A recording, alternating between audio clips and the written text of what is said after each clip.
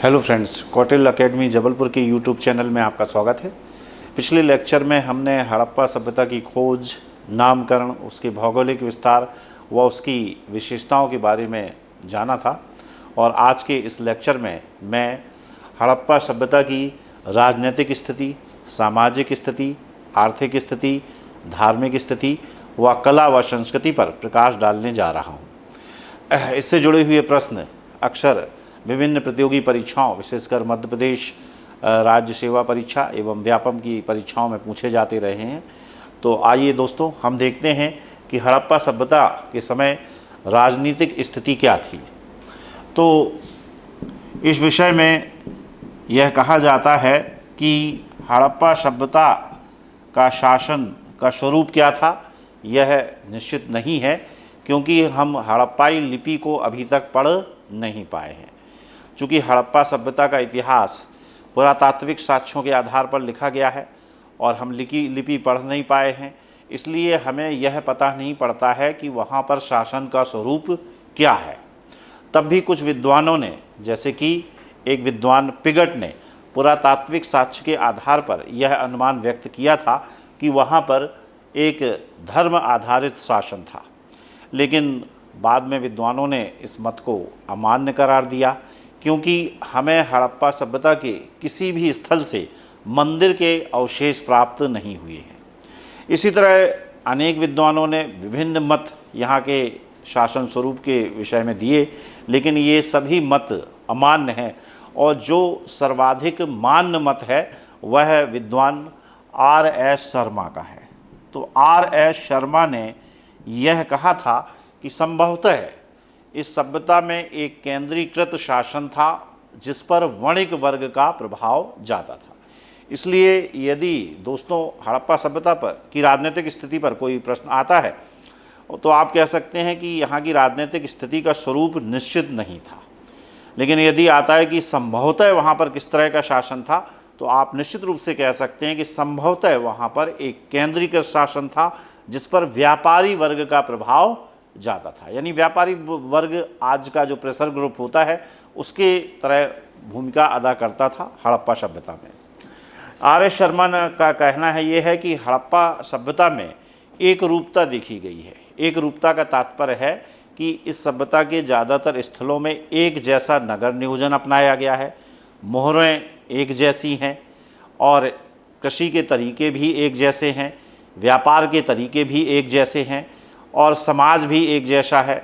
इसलिए उनका ये मानना है कि एक रूपता से स्पष्ट है कि वहाँ पर एक केंद्रीकृत संस्था थी जो सभी प्रकार की राजनीतिक क्रियाकलापों पर नियंत्रण रखती थी। तो यह मत विद्वान R.S. शर्मा ने दिया है कि संभवतः हड़प्पाई सभ्यता में एक केंद्रीकृत शासन था व उस पर व्यापारिक वर्ग का प्रभाव ज़्यादा था। अब राजनीतिक स्थिति के विषय में हम देख चुके हैं कि बहुत ज़्यादा पिक्चर क्लियर नहीं है। तो अब हम आते हैं हड़प्पा सभ्यता के एक और पक्ष, जिसे हम हड़प्पाई समाज कहते हैं। ये काफ़ी रुचिकर विषय है। तो अब हम देखेंगे कि हड़प्पा सभ्यता का समाज कैसा था, सामाजिक व्यवस्था। तो यहाँ भी यह कहा जाता है कि चूँकि हम हड़प्पाई लिपि पढ़ नहीं पाए हैं, इसलिए वहाँ का समाज कैसा था इसके विषय में हम स्पष्ट रूप से कुछ भी नहीं कह सकते कि वहाँ जाति प्रथा थी, कि वहाँ पर 4 फोल्डेड सिस्टम था, कि वहाँ दास प्रथा थी। लेकिन पुरातात्विक साक्ष्यों के आधार पर विद्वानों ने कुछ निष्कर्ष निकाले हैं जो मैं आपको बताने जा रहा हूँ। चूँकि पिछले लेक्चर में मैंने बताया था कि हड़प्पा सभ्यता की सर्वप्रमुख विशेषता वहाँ का नगर नियोजन थी और उस नगर नियोजन के अंतर्गत प्रत्येक हड़प्पाई शहर 2 भागों में विभक्त था, पश्चिमी भाग व पूर्वी भाग। पश्चिमी भाग के बारे में कहा जाता है कि वहाँ पर विशिष्ट वर्ग रहते थे या रूलिंग क्लास के लोग रहते थे, जबकि पूर्वी भाग के विषय में कहा जाता है कि वहाँ पर मध्यम वर्ग के लोग रहते थे। साथ ही मैंने यह भी बताया था कि हड़प्पा व मोहनजोदड़ो में अन्नागार भी प्राप्त हुए हैं और हड़प्पाई अन्नागार के पास कुछ छोटी छोटी कोठरियाँ या बैरक प्राप्त हुई हैं, जिससे यह स्पष्ट होता है कि वहाँ पे मजदूर वर्ग भी उपस्थित था। तो इन पुरातात्विक स्रोतों के आधार पर विद्वानों ने हड़प्पाई समाज को 3 वर्गों में बांटा है। तो यह कहा जा सकता है कि हड़प्पाई समाज में मुख्यतः 3 वर्ग थे। पहला, विशिष्ट वर्ग। पहला वर्ग कौन था? विशिष्ट वर्ग, मतलब रूलिंग क्लास के लोग, जो कि संभवतः नगर नियोजन के अंतर्गत बनाए गए नगरों के पश्चिमी भाग में रहते होंगे, ऐसा विभिन्न इतिहासकारों का मानना है। चूँकि पश्चिमी भाग एक ऊंचे स्थल पर मिला है, इसलिए इसे कभी कभी किलेबंद बस्ती भी कहा जाता है, और यहाँ पर अति विशिष्ट लोग रहते थे। और दूसरा था पूर्वी भाग, जो कि निचला नगर के नाम से जाना जाता है। यहाँ पर ऐसा संकेत मिलता है कि एक मध्यम वर्ग रहा होगा, क्योंकि हम देखते हैं यह एक सभ्यता, जो हड़प्पा सभ्यता थी, एक नगरीय सभ्यता थी, और जो नगर होते हैं उनके विकास में मध्यम वर्ग का एक अहम योगदान होता है। साथ ही मैंने बताया कि हड़प्पा में अन्नागार मिले हैं और उनके पास कुछ कोठरियाँ मिली हैं, तो संभवतः वहाँ पर आपका श्रमिक वर्ग निवास करता होगा। इस तरह हम कह सकते हैं कि हड़प्पाई समाज संभवतः 3 वर्गों में विभाजित होगा, लेकिन इस समाज की सबसे प्रमुख विशेषता थी कि इसमें महिलाओं की स्थिति बहुत अच्छी थी। इसलिए कहा जाता है कि हड़प्पाई समाज की सबसे अच्छी विशेषता ये थी, तो आप कह सकते हैं महिलाओं की स्थिति यहाँ पर बहुत अच्छी थी। और महिलाओं की स्थिति अच्छी थी, ऐसा संकेत हमें विभिन्न पुरातात्विक स्रोतों से मिलता है। जैसे मोहनजोदड़ो से हमें कांस्य नर्तकी की मूर्ति प्राप्त हुई है, तो उस नर्तकी के मुख पर किसी भी प्रकार का पर्दा नहीं है, अतः स्पष्ट है कि वहाँ पर कोई पर्दा प्रथा नहीं थी। चूँकि यहाँ पर भारी संख्या में मात्र देवी की मूर्तियाँ मिली हैं, इसलिए भी ऐसा लगता है कि समाज में स्त्रियों की स्थिति अच्छी रही होगी। साथ ही हड़प्पा सभ्यता एक नगरीय सभ्यता थी, इसलिए भी कहा जाता है कि यहाँ पर समाज काफ़ी विकसित रहा होगा, और उसमें महिलाओं को दूसरा दर्जा ना देकर पहला दर्जा या बराबरी का दर्जा ही दिया गया होगा। तो यहाँ पर ये एक बड़ा ही रुचिकर तथ्य है कि हड़प्पाई समाज में महिलाओं की स्थिति बहुत अच्छी थी, क्योंकि जैसे जैसे हम आगे पढ़ेंगे अपने इतिहास के दूसरे कालक्रम में, तो हम देखते हैं महिलाओं की स्थिति में गिरावट आती है। यहाँ पर महिलाएं जो थीं पुरुषों के बराबर का दर्जा प्राप्त करती थी। साथ ही ऐसा प्रतीत होता है कि ये एक बहुत संतुलित समाज था, और ऐसे ही समाज की आवश्यकता आज के दिनों में है।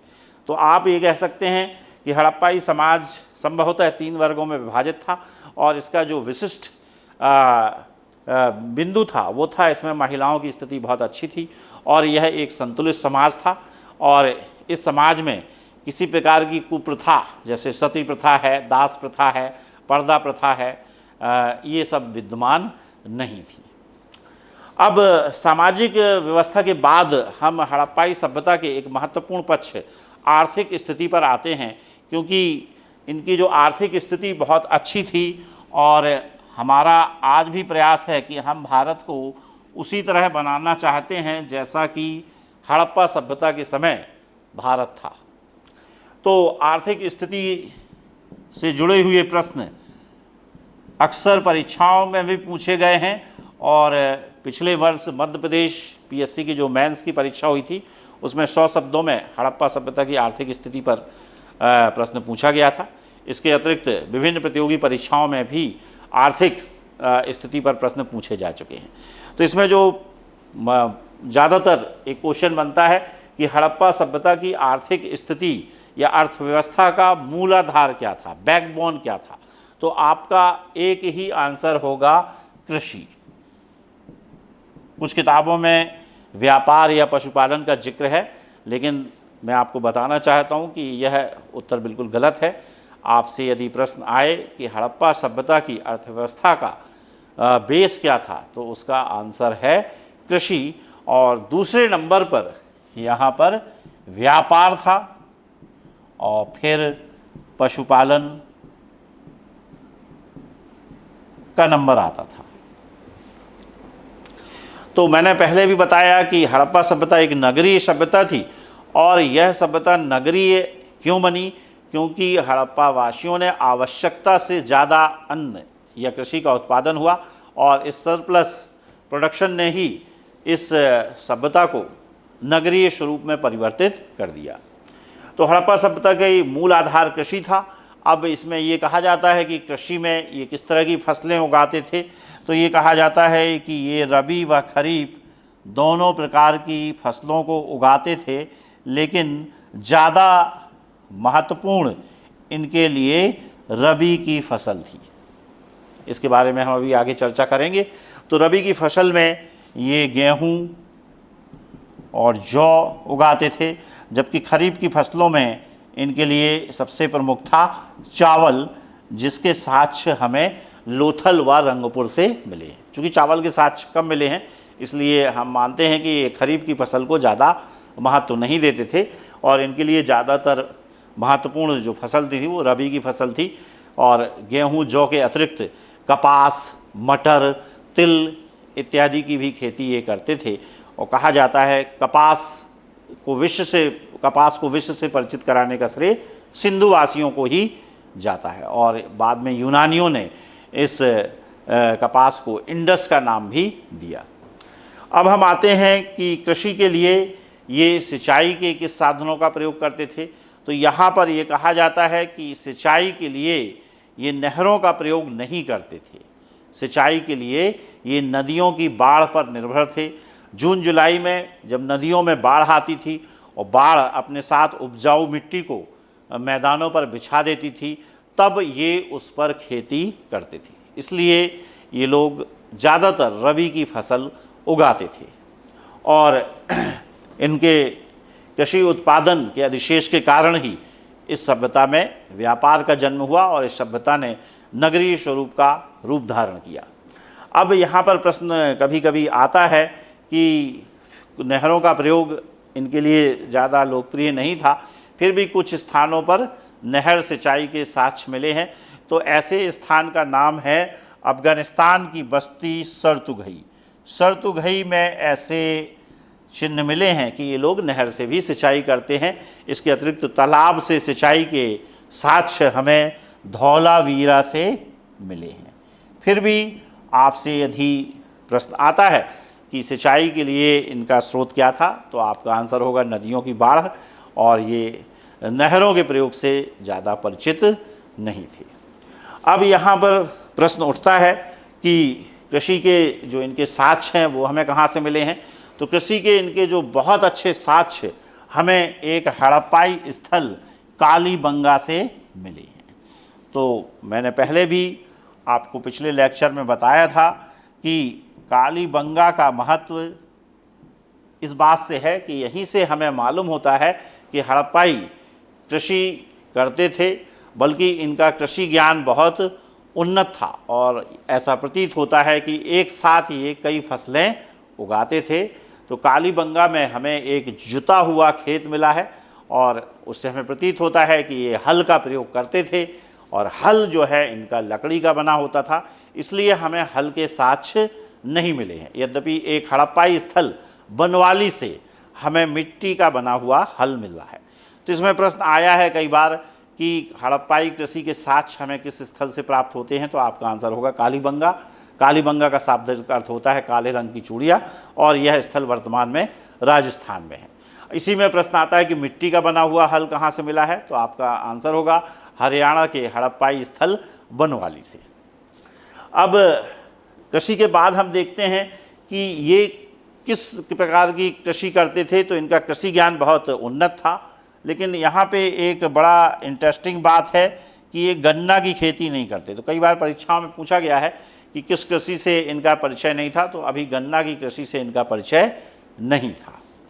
अब ये भी कहा जाता है कि यदि इनका कृषि ज्ञान बहुत उन्नत था तो इसके जो साक्ष्य हैं वो सर्वाधिक सभी स्थलों से नहीं मिले। तो इसके विषय में कहा जाता है कि शायद समय के चलते या बहुत सभ्यता चूँकि पुरानी है, इसलिए वो साक्ष्य क्या हो गए, नष्ट हो गए। अब इनके आर्थिक स्थिति के एक दूसरे पक्ष व्यापार पर आते हैं। तो व्यापार के संदर्भ में ये कहा जाता है कि इनका व्यापार दो भागों में विभाजित था, एक आंतरिक व्यापार और दूसरा बाह्य व्यापार। बाह्य व्यापार जिसे आज हम विदेश व्यापार के नाम से जानते हैं या जिसे हम समुद्री व्यापार के नाम से जानते हैं। तो हड़प्पाई व्यापार में अत्यंत कुशल थे और इनके व्यापार को हम दो भागों में बांट सकते हैं, एक आंतरिक व्यापार और एक बाह्य व्यापार। तो आंतरिक व्यापार के अंतर्गत ये ज़्यादातर तांबा, एक राजस्थान में खदान है खेतड़ी से मंगाते थे।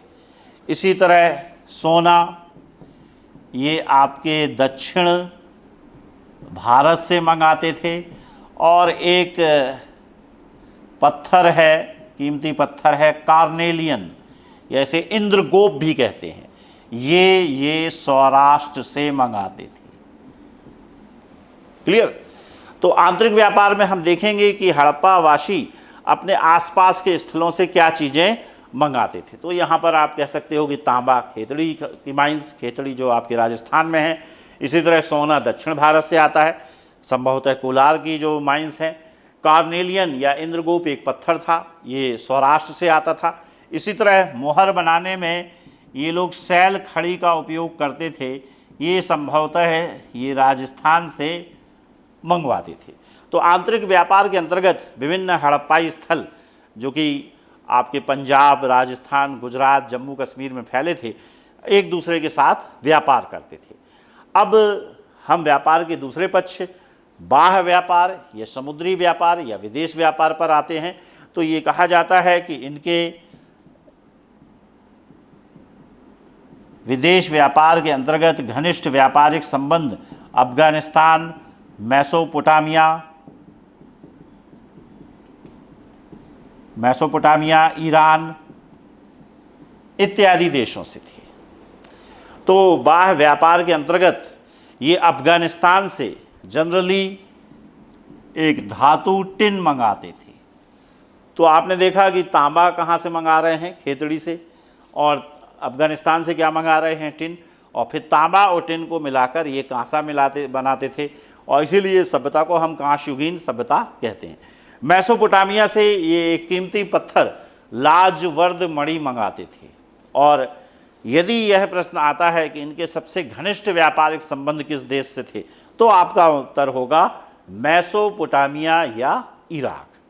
तो जैसे आज हमारे बहुत अच्छे संबंध, घनिष्ठ व्यापारिक संबंध चीन के साथ हैं, इसलिए इसी तरह सिंधु वासियों का ज़्यादातर व्यापार मेसोपोटामिया या इराक के साथ होता था। यहाँ से ये लाजवर्द मणि नाम का एक कीमती पत्थर मंगवाते थे। और लेकिन यदि टिन की बात कहें तो टिन ज़्यादातर ये अफगानिस्तान से मंगवाते थे, ईरान से ये सोना मंगवाते थे। इस तरह हम देखते हैं कि हड़प्पावासी आंतरिक व बाह्य दोनों व्यापार में अत्यंत निपुण थे। अब यदि हम देखें कि हड़प्पावासी किन चीज़ों का निर्यात करते थे, तो कहा जाता है इसमें विनिर्मित उत्पाद और कृषि पदार्थ।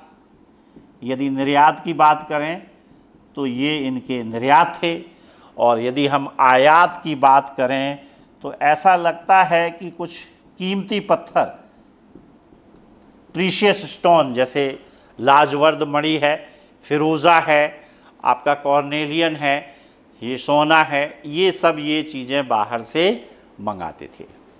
यहाँ पर जो महत्वपूर्ण बात यह है कि यहाँ पर जो व्यापार था वो सिंधुवासियों के पक्ष में था, यानी सिंधुवासी ज़्यादातर चीज़ों का निर्यात करते थे और इनके आयात कम थे। इसी कारण यहाँ पर आर्थिक समृद्धि थी।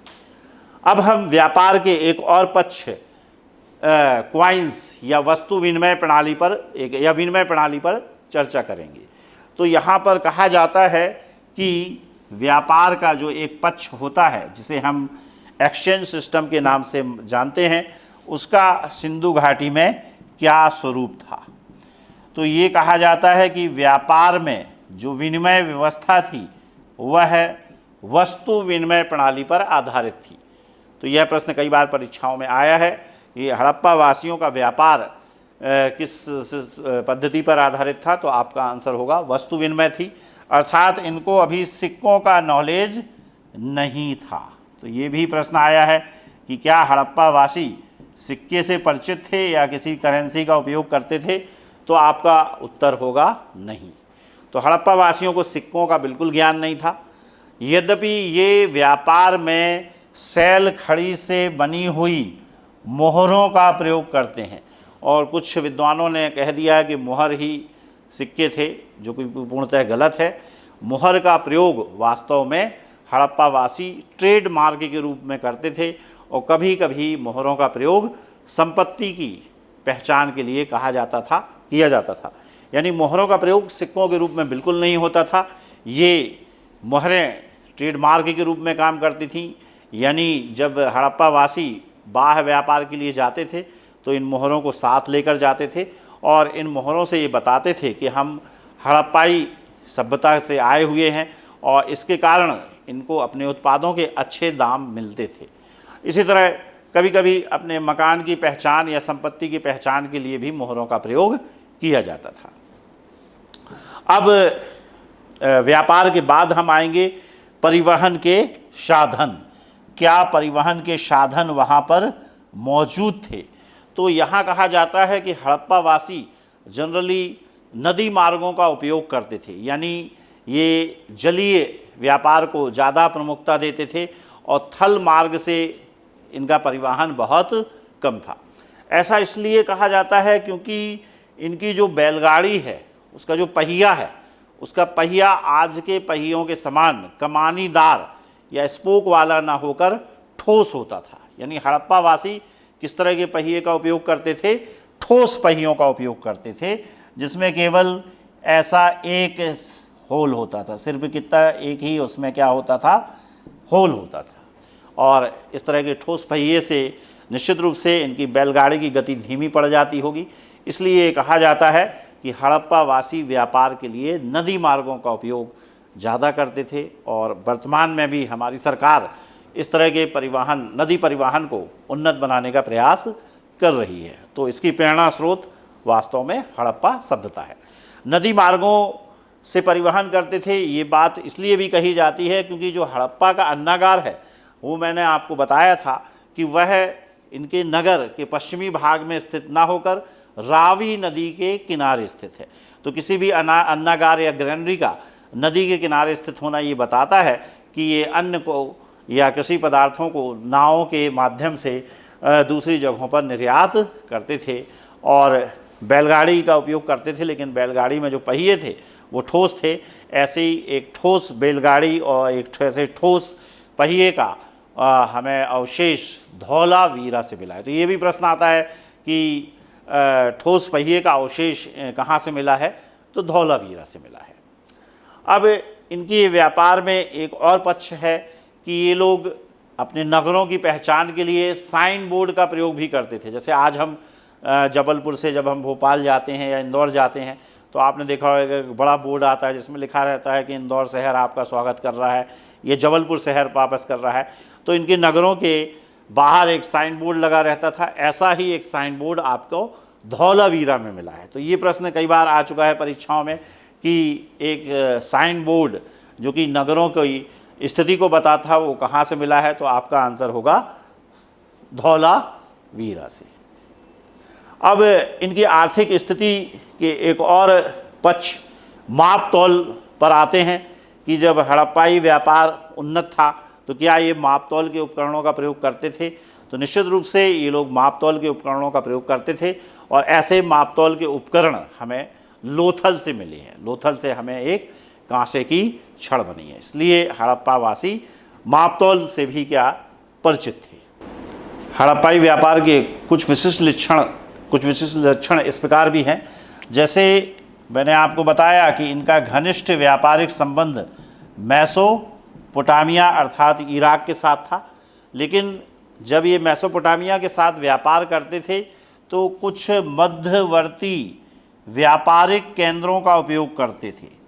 तो यहाँ पर कभी कभी प्रश्न आया है कि जो मेसोपोटामिया के साथ व्यापार में हड़प्पा सभ्यता और मेसोपोटामिया के बीच में मध्यवर्ती व्यापारिक केंद्र कौन सा था?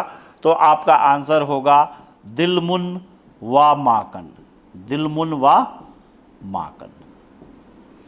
तो दिलमुन की पहचान आज बहरीन से की जाती है, और माकन की पहचान आज ओमान से की जाती है। यहाँ पर मध्यवर्ती व्यापारिक केंद्र का अर्थ है कि मेसोपोटामिया के लोग दिलमुन पहुँचते थे और हड़प्पा के व्यापारी भी दिलमुन पहुँचते थे और वहाँ पर ये वस्तु विनिमय प्रणाली के माध्यम से एक दूसरे के साथ व्यापार करते थे। इसी तरह माकन में भी मेसोपोटामिया और हड़प्पावासी वस्तु विनिमय प्रणाली के माध्यम से व्यापारिक लेन देन करते थे। अब यहाँ पे एक और महत्वपूर्ण बात है कि इस पूरी सभ्यता में हमें किसी भी स्थल से लोहे का साक्ष्य नहीं मिला है। तो यहाँ पर प्रश्न आता है कि हड़प्पावासी किस धातु से परिचित नहीं थे, तो आपका आंसर होगा ये लोहे से परिचित नहीं थे। और इसी तरह हम देखते हैं क्या ये चांदी व सोना से परिचित थे, तो आपका आंसर होगा चांदी व सोना से परिचित थे। और हड़प्पावासी भारत में पहले निवासी थे जिन्होंने चांदी का प्रयोग किया। चांदी व सोने के ऐसे मुकुट हमें एक हड़प्पाई स्थल कुणाल से प्राप्त हुए हैं। तो कभी कभी प्रश्न आया है कि चांदी के मुकुट हमें कहाँ से मिले हैं, तो आपका प्रश्न होगा कुणाल। ये कहाँ पे है? आपके हरियाणा में। और हड़प्पावासी भारत में पहले निवासी थे जिन्होंने चांदी का प्रयोग किया। इसी तरह क्या परिवहन में ये घोड़े का प्रयोग करते थे, तो आपका आंसर होगा बिल्कुल नहीं, और घोड़े से इनका कोई परिचय नहीं था। इसी तरह यह कहा जाता है कि हड़प्पा सभ्यता में मनका बनाने का उद्योग भी एक प्रमुख उद्योग था, और ऐसा ही मनका बनाने का एक कारखाना हमें एक हड़प्पाई स्थल चन्हू दड़ों से मिला है। तो ये प्रश्न आता है कि हड़प्पाई स्थल में मनका बनाने का कारखाना या श्रृंगार प्रसाधन बनाने का कारखाना हमें कहाँ से मिला है, तो आप कह सकते हैं ऐसा कारखाना हमें चन्हू दड़ों से मिला है। तो इस तरह हम देखते हैं कि हड़प्पाई सभ्यता का आर्थिक पक्ष विकसित था, और इस विकसित आर्थिक स्थिति ने ही इस नगरीय सभ्यता को एक विस्तृत सभ्यता के रूप में परिवर्तित कर दिया। और जैसा कि हम आज देख रहे हैं कि हड़प्पाई व्यापार के जो विभिन्न पक्ष हैं वो सभी पक्ष बहुत ही मजबूत थे, और इस मजबूती के कारण ही हड़प्पाई सभ्यता को विश्व की सभी सभ्यताओं में सबसे उन्नत सभ्यता माना जाता है। तो हड़प्पाई राजनीतिक, सामाजिक, आर्थिक स्थिति के बाद हम चर्चा करेंगे कि हड़प्पाई समाज में धर्म की स्थिति क्या थी। तो मोटे तौर पर यह कहा जाता है कि हड़प्पाई लोग बहुदेववादी थे, यानी बहुत सारे देवताओं की पूजा करते थे। साथ ही हड़प्पाई लोग धर्म निरपेक्ष थे, यानी किसी धर्म विशेष से ये बंधे नहीं थे।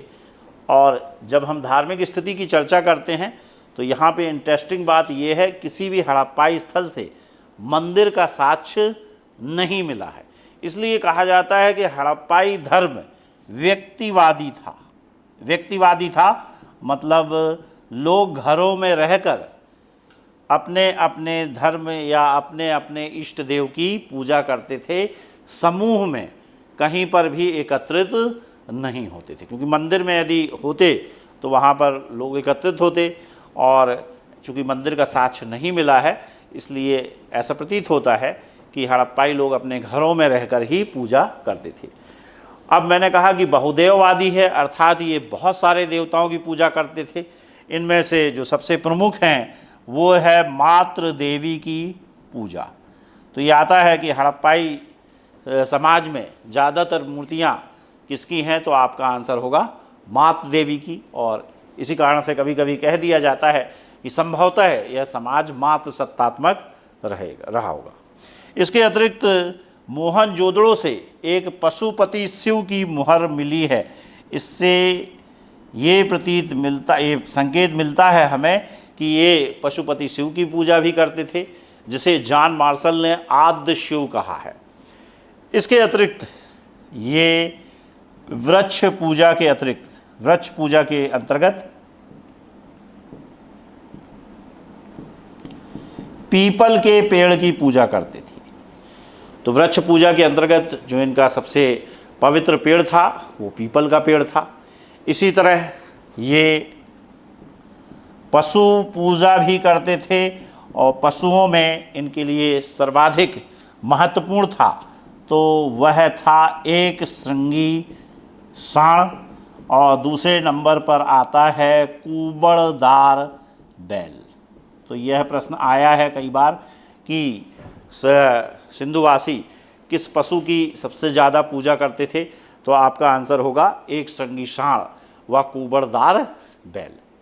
इसके अतिरिक्त सिंधु सभ्यता के स्थल से कुछ हमें ताबीज़ मिले हैं, और ताबीज़ से ऐसा प्रतीत है कि ये आत्मा या भूत प्रेत पर भी विश्वास करते थे।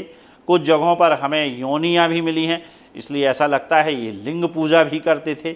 इसके अतिरिक्त ये जल की पूजा भी करते थे, पक्षियों की पूजा भी करते थे। इसलिए हम कह सकते हैं कि इनका धर्म बहुदैववादी था, जैसा कि आज हम भारतीय समाज में देखते हैं कि हम भारतीय जो है विभिन्न देवी देवताओं में श्रद्धा रखते हैं। इसमें देवियाँ भी हैं और देवता भी हैं। अब प्रश्न उठता है कि यदि बहुदैववादी धर्म था तो क्या इस धर्म का कोई आध्यात्मिक पक्ष था? तो मैंने पहले ही बताया है कि आध्यात्मिक पक्ष का ज्ञान हमें साहित्यिक स्रोतों से होता है। चूँकि हम हड़प्पाई लिपि नहीं पढ़ पाए हैं, इसलिए इनके धर्म के आध्यात्मिक पक्ष के विषय में बताने में असमर्थ हैं। आध्यात्मिक पक्ष का तात्पर्य है कि सृष्टि का निर्माता कौन है, आत्मा क्या है, पुनर्जन्म कैसा है। इस विषय में हमें हड़प्पाई धर्म के बारे में जानकारी नहीं मिलती है, लेकिन इनके कर्मकांडीय पक्ष से स्पष्ट है कि ये बहुत सारे देवताओं की पूजा करते थे, लेकिन कहीं पर भी मंदिर का साक्ष्य नहीं मिला है। तो इसमें अक्सर जो प्रश्न बने हुए हैं कि पशुपति शिव की मुहर कहाँ से मिली है, तो आपका उत्तर होगा मोहनजोदड़ो से, और इसे पुरातत्वविद जॉन मार्शल ने शिव का सबसे प्राचीनतम रूप बताया। अब इसमें ये भी प्रश्न आता है कि ज़्यादातर मूर्तियाँ किसकी हैं, तो आपका आंसर होगा मातृ देवी की मूर्तियाँ ज़्यादा मिली हैं। तो इस तरह हम हड़प्पाई धर्म के विषय में कह सकते हैं कि यह एक धर्मनिरपेक्ष, प्रगतिशील व बहुवादी धर्म था, और ऐसे ही धर्म की आवश्यकता वर्तमान भारत में बनी हुई है। अब धार्मिक स्थिति के बाद हम ये इस सभ्यता की सांस्कृतिक स्थिति पर आते हैं कि क्या हड़प्पा सभ्यता के लोग कला के विषय में भी गंभीर थे या नहीं। तो हड़प्पा सभ्यता का एक महत्वपूर्ण पक्ष उनकी कला है, और यहाँ पर कहा जाता है कि हड़प्पाई कला उपयोगितावादी थी। हड़प्पाई कला कैसी थी, तो आपका आंसर होगा हड़प्पाई कला उपयोगितावादी थी। अर्थात इनकी जो कला के नमूने हैं वो वास्तव में इनके उपयोग के लिए बनाए गए थे। इनकी कला में हमें शान शौकत या दूसरे को दिखाने का जो एक फिलॉसफी होती है उसके दर्शन नहीं होते। इन्होंने कुछ चीज़ों का उपयोग किया, उनको ही हम इनकी कला कहते हैं। तो यहाँ पर प्रश्न आता है कि हड़प्पाई कला के सर्वोत्तम उदाहरण क्या हैं, तो आपका आंसर यहाँ पर होगा मोहरें। तो ये प्रश्न आ चुका है कई परीक्षाओं में कि हड़प्पाई कला का सर्वोत्तम उदाहरण क्या है, मोहरें। और मोहरें इनकी काफ़ी मानकीकृत हैं, एक जैसी हैं, और मोहरों से ही हमें इनकी लिपि का क्या है ज्ञान होता है, मोहरों से ही हमें इनकी धर्म का ज्ञान होता है, मोहरों से ही हमें इनकी आर्थिक स्थिति का भी ज्ञान होता है, और मोहरों के आधार पर ही हमने इनका इतिहास भी लिखा है। लेकिन यदि हम देखें विस्तृत रूप से तो हड़प्पाई कला को हम कई भागों में बांट सकते हैं। जैसे कि हम कह सकते हैं वास्तुकला। तो वास्तुकला के उदाहरण हमें कहाँ मिलते हैं, तो आप कह सकते हैं मोहनजोदड़ो का स्नानागार।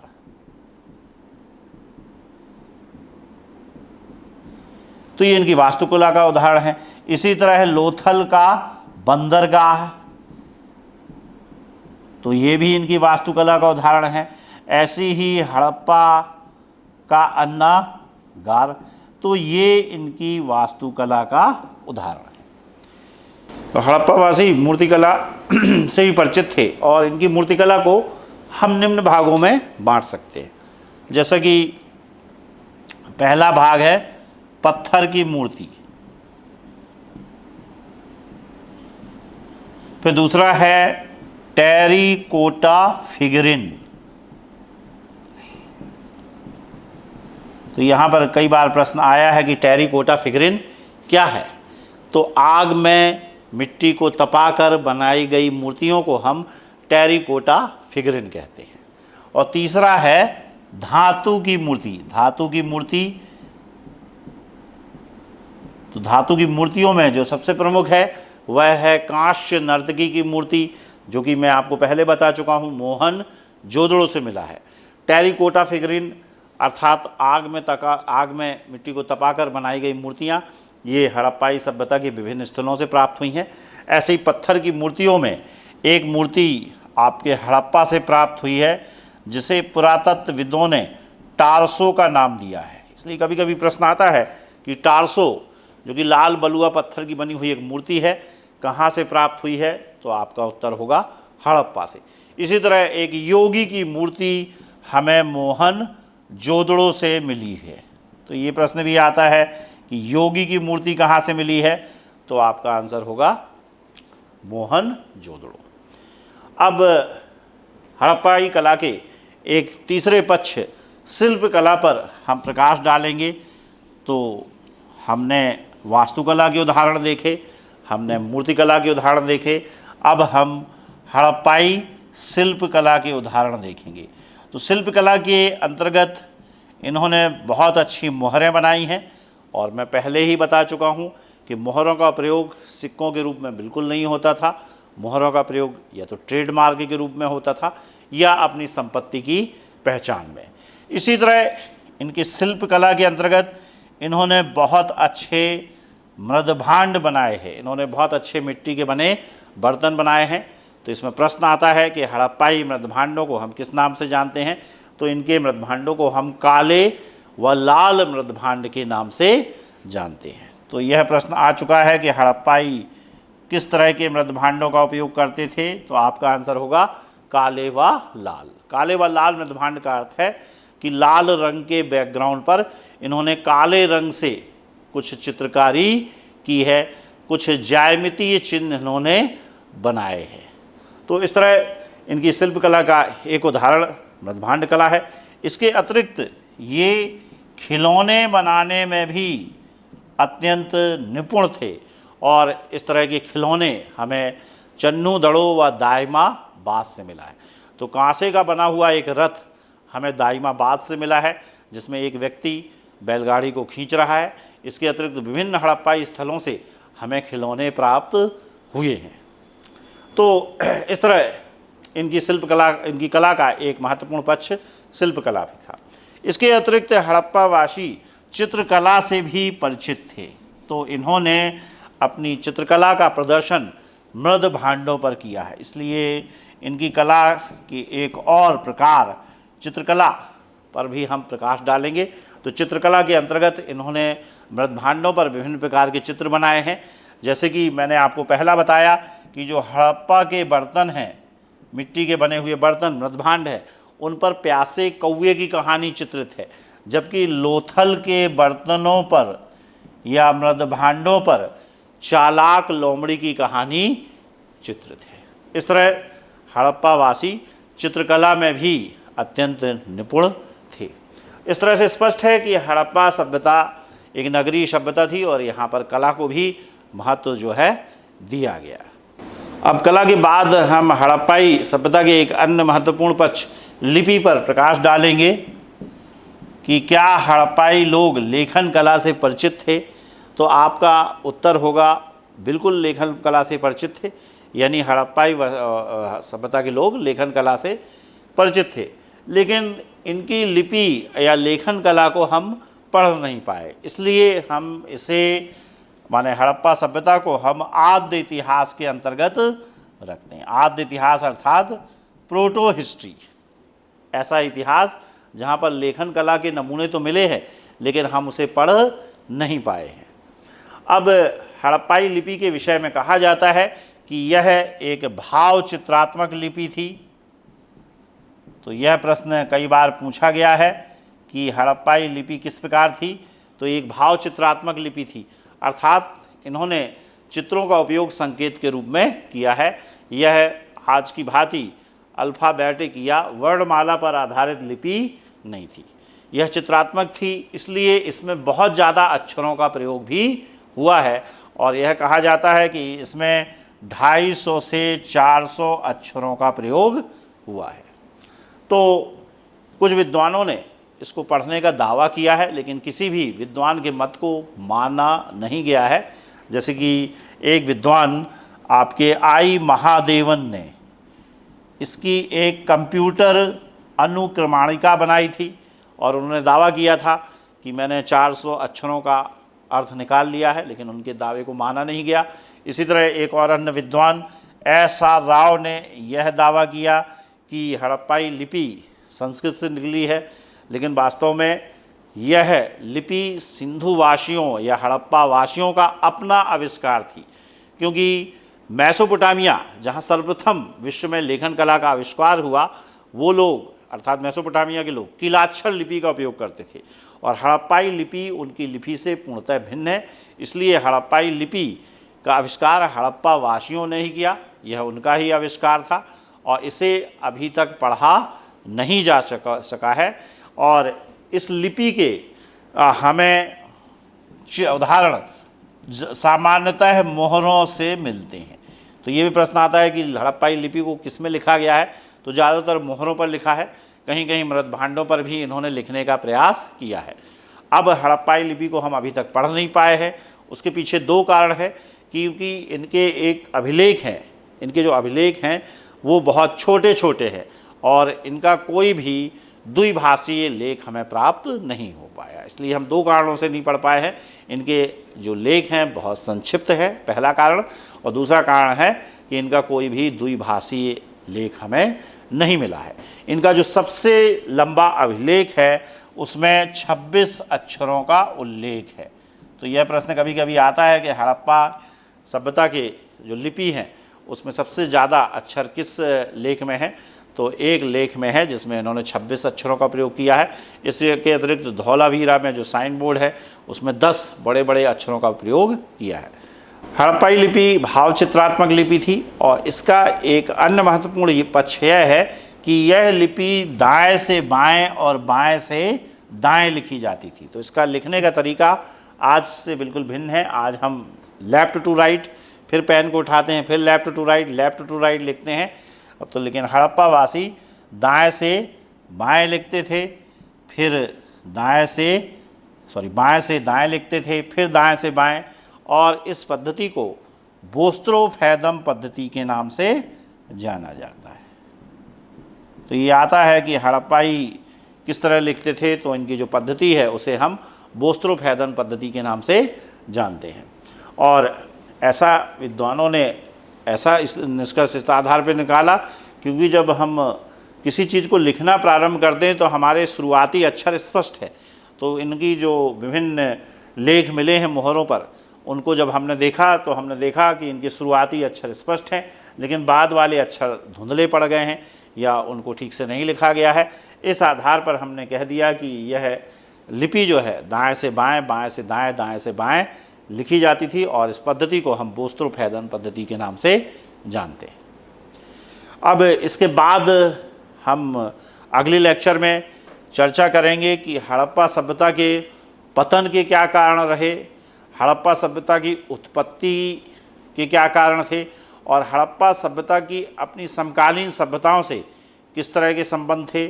साथ ही हड़प्पा सभ्यता के पतन के बाद कुछ ताम्र पाषाण संस्कृतियाँ अस्तित्व में आई, उनका और हड़प्पा सभ्यता के बीच में किस तरह का संबंध था।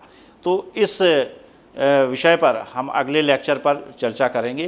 तो दोस्तों, आज के इस लेक्चर में हमने हड़प्पा सभ्यता की राजनीतिक स्थिति, सामाजिक स्थिति, आर्थिक स्थिति, धार्मिक स्थिति, सांस्कृतिक स्थिति के विभिन्न पक्षों पर चर्चा की और इससे जुड़े हुए प्रश्न विभिन्न प्रतियोगी परीक्षाओं में पूछे जाते रहे हैं।